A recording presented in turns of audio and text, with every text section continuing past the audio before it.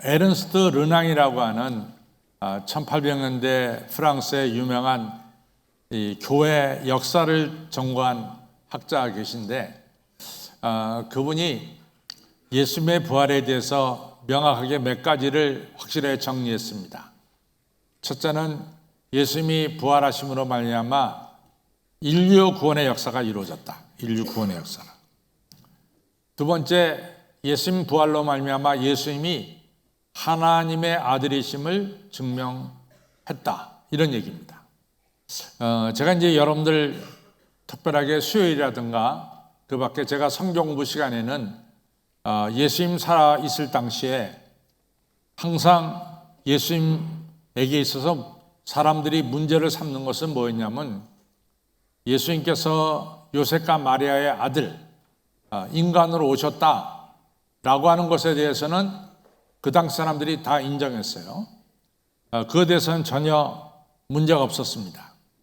그런데 예수님께서 이제 살아계실 때 가장 사람들이 시비를 건 게 뭐냐면 예수님이 내가 하나님의 아들이다 이 신성을 이야기할 때 아니 당신이 어찌 하나님의 아들이냐, 당신 형제 야고보도 있고 유다도 있고 당신 어머니 마리아가 있는데 어찌 당신이 하나님의 아들이라고 말하느냐, 당신은 하나님의 이 영광을 이같이 잘못되게 말하고 참남한 말을 하는 거다. 그래서 실제로 예수님께서 십자가에 달려 죽으실 때 그 대제사장이 예수님에게 죄명을 붙인 것은 참남한 말을 했다라는 것이었어요. 그러니까 예수님이 하나님의 아들 이 신성에 대해서 예수님 살아있을 당시에는 사람들이 다 그것에 대해서 의심을 가졌습니다. 예수님 부활하고 나서는 뒤바뀌었어요. 예수님이 하나님의 아들이라고 하는 것은 다 인정하고, 근데 반대로 예수님께서 육신의 몸을 입고 왔다는 걸 갖다가 부정하는 이단들이 일어나기 시작했습니다. 어쨌든 예수님의 부활은 예수님께서 하나님의 아들이심을 확실하게 증명된 사건이 바로 부활 사건입니다. 세 번째로 예수님께서는 살아있을 때 막 한 10,000명, 20,000명, 30,000명에게 사랑을 받았다면은 예수님께서 부활하신 뒤에는 10,000명, 수천만 명으로부터 예수님은 사랑을 받게 될 것이다. 또 받고 있다. 이런 말씀하고 있습니다. 또 네 번째로는 이분이 말씀하시는 것은 이 예수님의 부활로 말미암아 수많은 사람들이 예수님이 걸어가신 길, 그 길을 따라 걸어가고 있고 걸어갈 것이다. 이런 이야기를 합니다. 그다음 마지막으로 이분이 한 얘기는 예수님의 부활이 인류 역사의 기초다. 만약에 예수님의 부활이 없다면 우리가 살아가는 역사 속에 의미가 없는 것이다. 이렇게 역사의 기초로 예수님의 부활을 말씀했습니다. 제가 지난주에 좀 설명을 드렸지만은 예수님께서 부활 승천하신 뒤에 이 약 40년경에 크리스찬의 숫자가 얼마였냐면 약 5,000명 정도가 크리스찬이었어요. 그런데 200년 뒤에, 그러니까 250년경에 전 세계 크리스찬이 얼마가 됐냐면 500만 명이 됩니다. 그래서 1000배의 부흥을 이뤘어요. 500명이 5,000명이 500만 명 되는 1000배의 부흥을 이뤘습니다. 근데 이제 그 당시에 500만 명이 예수님을 믿었다 할 때 사실은 오늘 이 시점에서 볼 때는 500만 명이 큰 숫자가 아니죠. 그래서 사람들이 감동을 안 합니다. 근데 제가 이제 우리 인류가 처음으로 세계 인구를 이 카운트 세기 시작한 때가 언제냐면은 1760년경에 처음으로 세계 인구를 셀 수가 있었어요. 왜냐하면 사실은 그전에는 아시아와 유럽이 이렇게 서로 왕래하는 사이가 아니었으니까 유럽의 인구들은 대강 얼마라고 하는 걸 갖다 셀 수 있었지만은 아시아의 인구는 정말 세기가 참 어려웠어요. 근데 1760년경에 동서양을 합쳐서 저 남미 아프리카를 합쳐서 전체 세계 인구를 6억으로 봅니다. 1760년경에. 근데 딱 100년 뒤에 1860년경의 세계 인구를 그때 계산해 보니까 12억, 딱 배가 이제 불어난 거죠. 그 다음에 2024년 오늘날, 지난주에 여러분들이 대답했듯이 오늘날은 세계 인구를 75억에서 80억으로 보고 있습니다. 그러니까 근대에 와서 또 이 인구가 아주 급속도로 늘어난 것을 알 수 있죠. 그럼 그 옛날에 2000년 전에 이 세계 인구를 얼마나 볼 것인가? 저는 뭐 작게는 1억, 크게는 3억 정도 봅니다. 근데 예를 들어서 1억으로 치면은 그 중에 중국, 아시아의 숫자가 꽤 될 거예요. 그럼 1억 중에서 아시아 숫자를 한 6천, 7천으로 같이 보면은 이제 유럽의 숫자가 한 4천, 3천 남죠. 근데 4천, 3천에서 크리스찬의 숫자가 이 500만 명이었다. 이건 어마어마한 숫자입니다. 왜냐하면 그 당시에 헬라라고 하는 헬라 신들을 믿는 종교인들도 많았고 또 로마 신을 믿는 로마 종교인들도 많았어요. 그런 가운데서 세례받고 나는 크리스찬이다 라고 하는 사람들이 500만이 됐다는 것은 엄청난 눈에 보이는 부흥이었습니다. 이러한 기독교의 부흥을 아주 반대하고 미워하는 그룹들이 있죠. 그것은 우리가 잘 아는 대로 네로 황제라고 하는 로마 황제는 54년에서 68년도까지 이분이 황제였는데 이분은 기독교를 엄청나게 박해했습니다.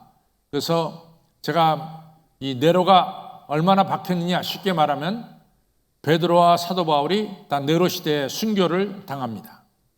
그 정도로 이 박해했습니다. 그런데 네로가 68년도에 스스로 자살해서 죽습니다. 그랬더니 기독교를 반대하는 세력들이 정말 네로 같은 자가 다시 나타나서 기독교를 박해하기를 간절히 원했어요. 그래서 그 당시에 어떤 소문이 돌기 시작했냐면은 죽은 네로가 다시 부활해서 살 것이다. 이런 이야기들이 그 당시에 돌아다녔습니다. 그 당시에 돌아다녔기 때문에 요한계시록에 그 얘기가 들어있어요.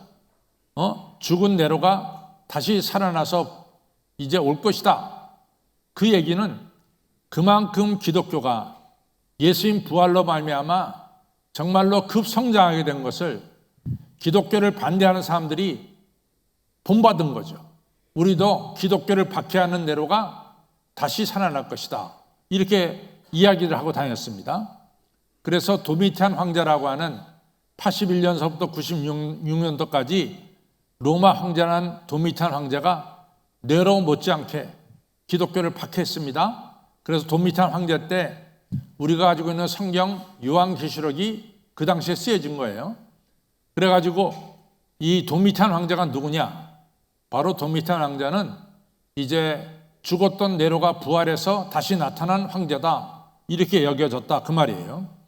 제가 이 얘기를 하는 것은 그 당시에 사람들에게 있어서 이 부활신앙이라고 하는 것이 얼마나 크게 작용했느냐 이걸 갖다가 제가 좀 보여드리기 위해서 이 설명을 하고 있는 겁니다. 그래서 5천 명이 500만 명 되는 기독교인이 급성장하게 된 가장 큰 요인 중에 하나가 두말할 것도 없이 예수님의 부활 사건입니다.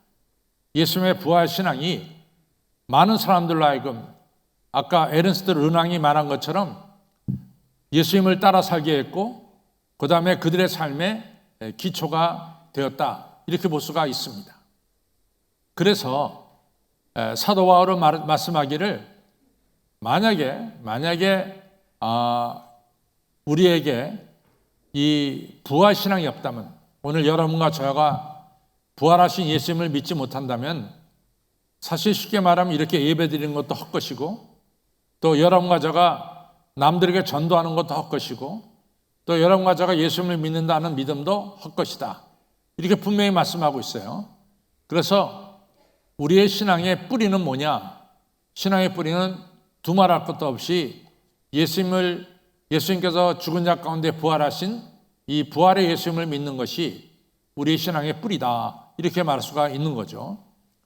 여러분들, 부활신앙이 수많은 사람들로 하여금 감동을 주고 예수님을 따르게 만드니까 이제 어떤 이야기들이 돌아다니냐면은 예수님 부활한 거 가짜야. 그 거짓말이야, 거짓말. 글쎄 예수님의 제자들이 예수님이 누워 있었던 그 동굴에서 이 로마 군인들 몰래 예수님 시신을 빼간 거야. 예수님은 부활하지 않고 죽은 거야. 그래서 이 부활 신앙을 갖다가 거짓말처럼 이렇게 퍼뜨리는 사람들도 수없이 생겨났어요. 이제 그것에 대해서 정말 파스칼이란 분이 아주 중요한 얘기를 했습니다. 여러분들 보십시오. 만약 예수님께서 부활하지 않고 죽은 상태로 있다면 그 거짓말 때문에 이 예수님께서 부활하셨다는 것이 거짓말이라면은 그 거짓말 때문에 목숨을 내버리겠습니까?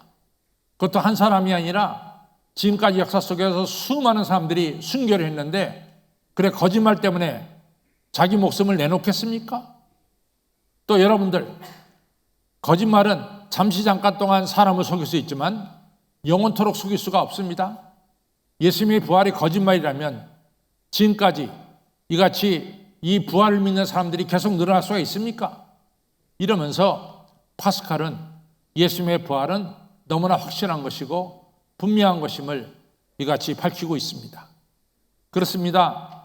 고린도전서 15장에 보면은 예수님 부활한 것을 베드로가 보았고 12사도가 보았고 500의 형제가 보았고 그리고 만삭되지 못한 사도 바울 나도 보았다. 이렇게 말씀하고 있습니다.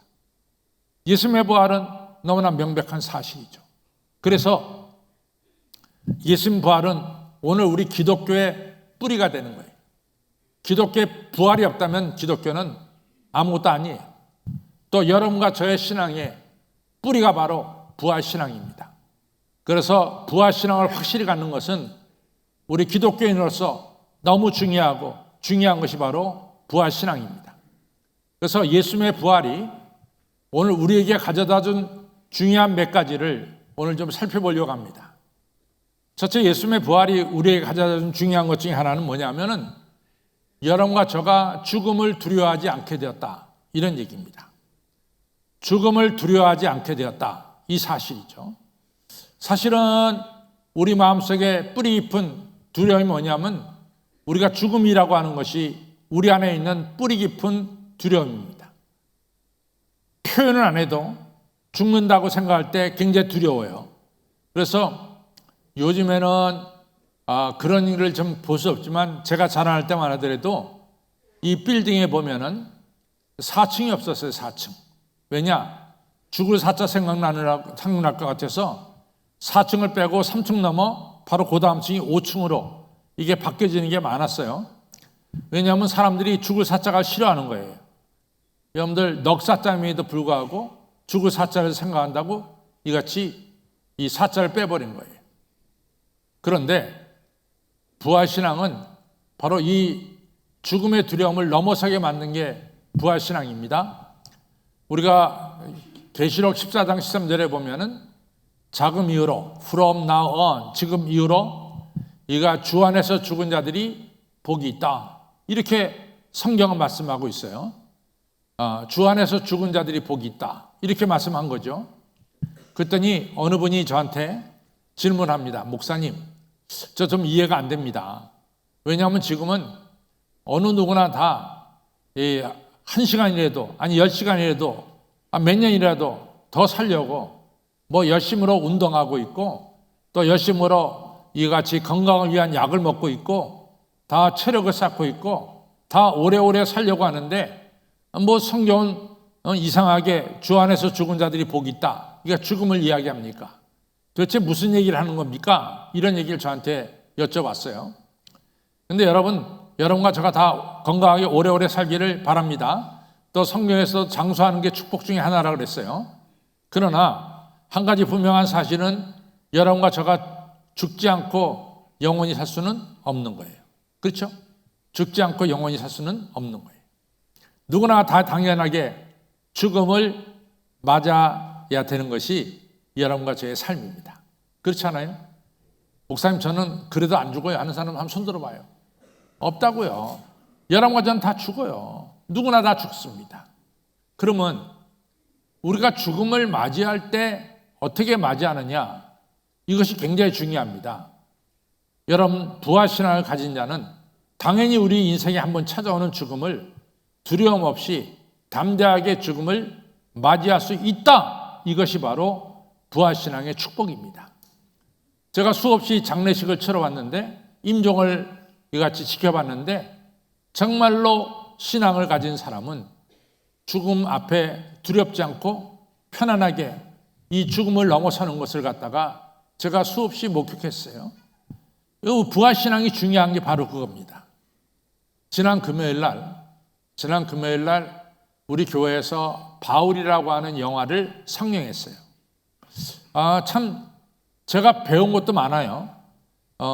바울에 대해서 1차, 2차, 3차 선교여행, 바울의 이야기를 지금 나이까지 수없이 읽어봤는데, 또 제가 미처 몰랐던 부분도 그 영화가 가르쳐줘서 제가 너무 고맙게 생각합니다.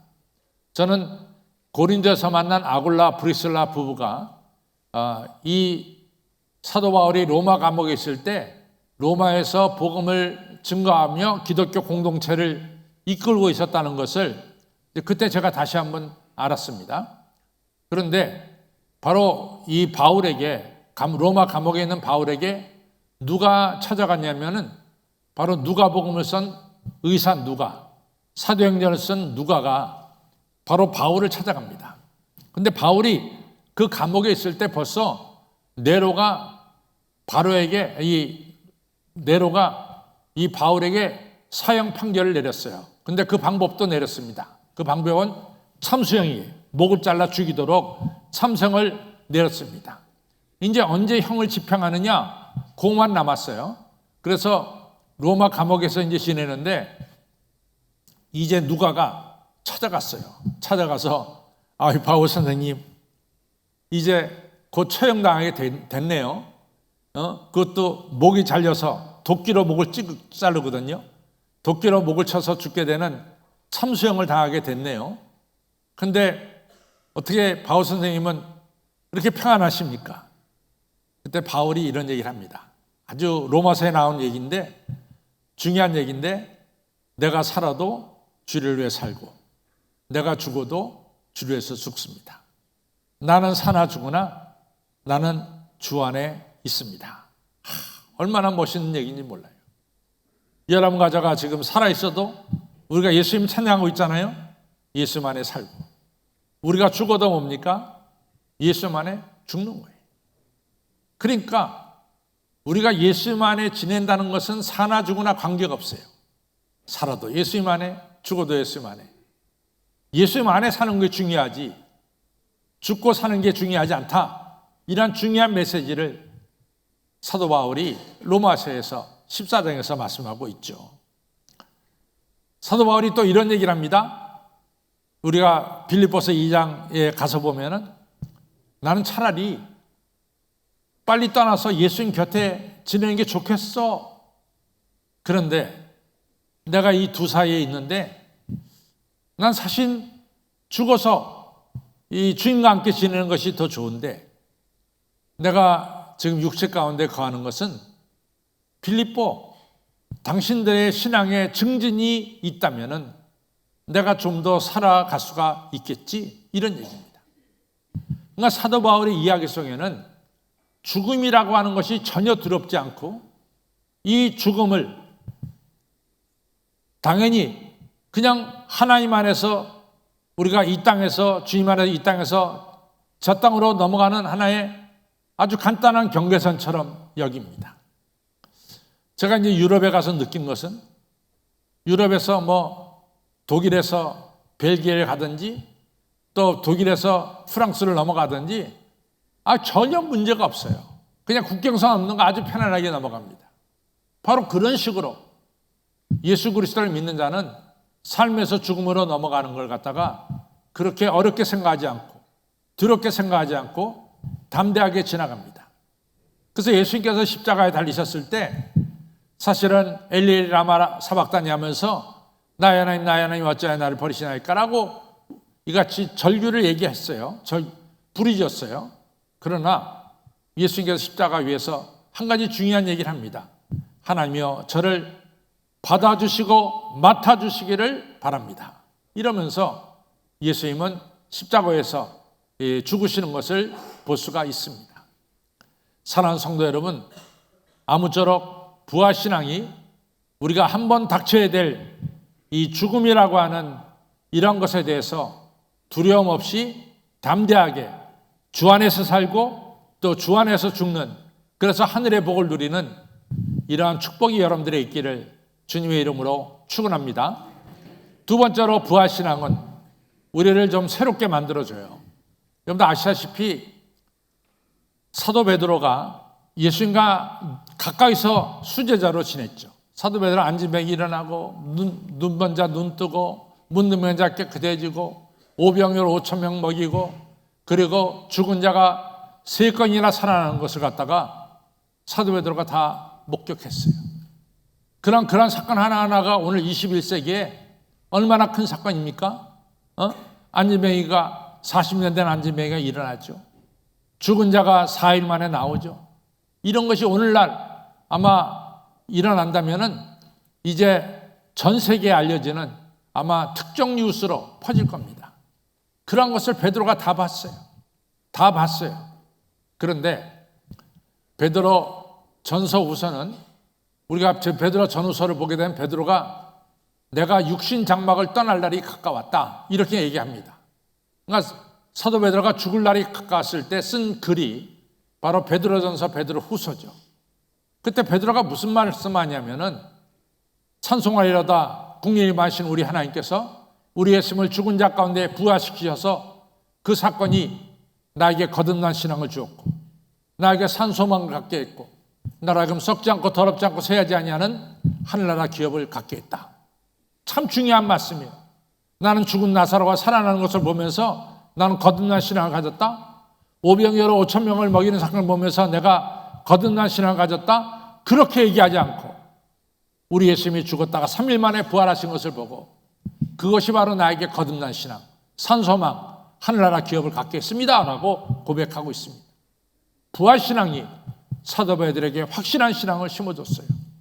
여러분 지난 금요일 영화 속에서 바울이 자기가 기독교를 박해했던 사울이라는 청년이 예수 그리스도를 증거하는 바울로 바뀌게 된 경위를 얘기합니다. 그 경위는 딴 것이 아니에요. 자기가 크리스찬 잡으러 다메섹에 가는 도중에 그리스도께서 자기에게 오셔서 밝은 빛으로 비춰주셨고 쓰러뜨리셨고 자기가 장님이 됐습니다. 주여 주여 누구십니까? 자기가 외쳤다는 거죠. 그때 하늘에 소리가 나기를 나는 네가 핍박하는 예수다. 부활의 예수님이 자기를 찾으셨다는 거죠. 그리고 부활의 예수님이 자기에게 말씀하기를 너 다메섹에 올라오면 아나니아라고 하는 선지자를 만나게 될 텐데 그가 너에게 세례를 줄 것이고 그때 네가 눈을 뜨게 될 것이고 그러고 나서 네가 성령을 받고 이방인들에게 복음을 증거하게 될 것이다. 이런 이야기를 했습니다. 사울이란 기독교를 박해하던 청년이 이같이 기독교를 증거하는 사도 바울이 된 중요한 사건이 뭐냐? 부활하신 예수님을 만난 사건입니다. 여러분들 토스토이가 쓴 죄와 벌에서 라스콜니코프라고 하는 이 주인공이 나오죠. 이 라스콜니코프는 이 사람 죽이는 것 같다 이 한 마리 죽이듯이 사람 목숨을 하찮게 여기고 죽이던 살인자입니다. 애인에게 감복돼서 이게 라스콜니코프가 예수님 믿게 됐습니다. 그러면서 경찰에 자수하게 됐고 감옥생활을 하게 됐죠. 예수님을 점점점 깊이 믿습니다. 그가 말하기를 나는 나사로가 죽은 무덤에서 걸어나서 새 사람이 된 것처럼 저 역시 날마다 새로운 인생을 살아가고 있습니다. 중요한 얘기를 하고 있어요. 라스콜니코프를 갖다가 새 사람을 만든 것은 딴 게 아니라 바로 예수 그리스도의 십자가와 부활이 라스콜니코프를 새 사람으로 만들었습니다. 오늘 이 부활절 예배 시간에 제가 간절히 간구하는 건 뭐냐? 부활하신 예수님이 막달라 마리아를 만나주시고 12제자를 만나주신 것처럼 오늘 여러분과 저를 꼭 부활의 주님이 만나주시기를 간절히 기도하고 바랍니다. 그래서 여러분들이 다 부활의 주님을 만남을 통해서 새로운 사람, 사울이 바울이 되는 것, 이런 역사가 꼭 오늘 우리들 가운데 있기를 바랍니다. 세 번째로 부활신앙이 우리에게 주는 것은, 여러분들 부활하신 예수님이 우리에게 주신 말씀이 있어요. 마태복음 28장 19절로 20절에 너는 모든 족속으로 제자를 삼아 아버지 아들과 성령의 이름으로 세례를 베풀어라. 그리고 내가 너에게 분부한 것을 가르쳐 지키게 하라. 무슨 얘기입니까? 부활의 증인되라는 얘기예요. 마가복음 16장 15절에 너는 온 천하에 다니면서 만민에게 이 부활신앙을 증거하라고 말씀하고 있습니다. 여러 가지 이야기가 많겠지만 가장 중요한 것 중에 하나는, 여러분과 제가 부활신앙을 가졌다면 이 부활신앙을 만나는 사람들에게 증거하는 이러한 복음의 증언자들이 다 되시기를 주님의 이름으로 축원합니다. 아무쪼록 오늘 부활의 주님을 만나서 죽음을 두렵게 여기지 않고 죽음을 담대하게 넘어서는 이러한 믿음의 사람이 되시길 바라고, 부활의 주님을 모심으로 새로운 사람이 되시고 부활의 주님을 증거하는 복음의 증언자들이 되시기를 주님의 이름으로 축원합니다.